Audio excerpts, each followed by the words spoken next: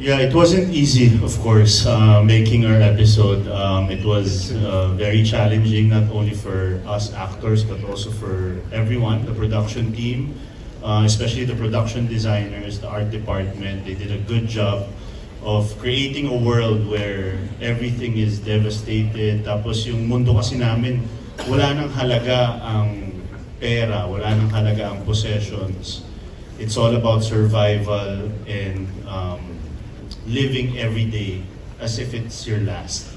So ganun yung tema nung episode 3. And yung episode 3, from the moment na mag-start yung episode namin, all the way to the end, intense, pa-intense ng pa-intense. Like talagang non-stop. So yun naman yung pressure sa episode namin. We need to wrap up the film, we need to have a nice climax and everything. So non-stop yung survival namin dun sa episode 3. So it's an honor to be working with Direk Ian again.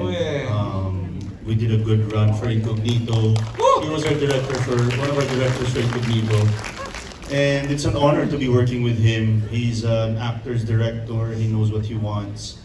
And he really guided us dito sa episode 3. And yeah, when I came on board dun sa project, Direk Ian was already there. So yeah, it's great to be working with Direk Ian and hopefully we can do more.